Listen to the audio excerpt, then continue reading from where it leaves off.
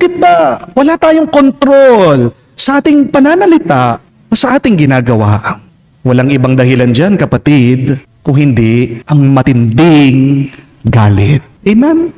Kaya nga po, mag-ingat kayo kapag sobrang galit niyo. Dahil tandaan niyo, ang may matinding galit, walang tamang pag-iisip. Kapag hindi mo makontrol ang iyong galit, may maiisip ka na hindi mo naman dapat isipin. May masasabi ka na hindi mo naman dapat sabihin. May magagawa ka na hindi mo naman dapat gawin. Ang paalaala nga ni San Pablo sa atin, kaya nakakapasok ang demonyo sa buhay natin ay dahil sa ating galit. St. Paul reminds us, do not allow the sun to go down on your wrath because anger gives the devil a foothold into our life. Foothold. Anong ibig sabihin? Nakakapasok dyan yung isang paa ng demonyo sa isip mo, sa puso mo. Foothold. Ibig ding sabihin, gumagawa na ng kuta, ng pwesto, ng headquarter, ang dyablo. Yan sa buhay mo. Ang gamit ng masama para makontrol ka ay galit. Kaya sabi po sa Ebanghelyo, pinapaalala sa atin ng Panginoon, oo, masama ang makapatay ka. Pero masama din yung nagtatanim ka ng sakit ng loob, sama ng loob sa iyong kapwa. Nakakapatay ka din ng relasyon, ng ugnayan.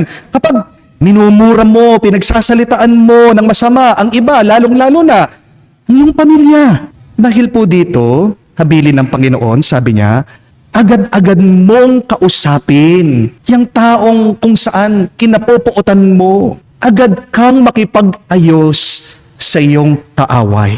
Wala naman pong mabuting bunga ang galit sa ating buhay. Hindi po ba? Hindi niyo po ba napansin? Yung salitang anger, isang letra na lang po, yan ay magiging danger. Ganda po, no? Anger plus 1D becomes danger. Nakakatakot, nakakapangilabot kapag nananatili ang galit sa puso mo. Oo, hindi naman po masama ang magalit. Natural sa atin yan. Pero masama ang galit, depende sa iyong gagawin dyan. It is what we do with our anger that makes it bad and evil. Tandaan natin na kahit naman ang Panginoon, hindi po ba, nagalit siya nung nakita niya ang templo, ang tahanan ng kanyang ama, ay ginawa daw palengke. Nagalit si Jesus. Pero hindi niya hinayaan na manatili yung galit na yon sa puso niya. Nagalit ang ating Panginoon, pero malinaw sa kanya ano ang dahilan ng galit niya. Mabuti ang galit kapag gusto mong mawala ang masama at manatili ang mabuti. But your anger is wrong when you cannot manage your anger. Remember that. Marami sa atin yan ang problema. Hindi kayang i-handle, kontrolin ang galit. Ang kasabihan nga po sa Africa, you do not destroy a beehive because a bee stung you. Isa lang pong bubuyog, yung kumagat sa inyo, pagkatapos sisirain mo yung lahat kung saan sila nakatira. Sobra na. Marami sa atin. Overacting minsan dahil sa galit nila. Di po ba? Mayroong mga tao, kapag nagalit, wagas. Marami din, kapag galit, nanghahawa ng kanilang galit. Gusto nila, hindi lang sila ang galit. Dinadamay pa nila yung mga anak nila. Gusto nila, pati yung mga kaibigan nila nagagalit din. Hindi na tamang galit yan. Di po ba? Ang isang misis na nakikipaghiwalay sa asawa niya dahil nagkamali lang na binili na hotdog. Hindi yata naaangkop na galit yan. Di po ba?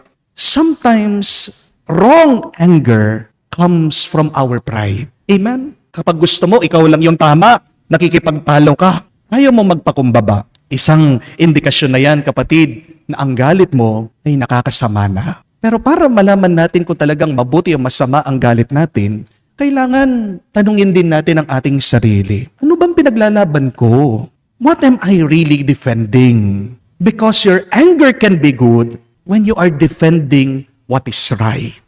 Again, what is right? It should not depend on you, on what you think. But we know what is right depending on what God teaches. We know what is good coming from the Lord. Huwag mong ipipilit na ito yung tama. Kung yung tama na pinaglalaban mo, hindi naman galing sa salita ng Diyos. para maipaglaban mo ang tama, kailangan bumalik ka, makinig ka sa turo ng ating Panginoon. Yung pinaglalaban ko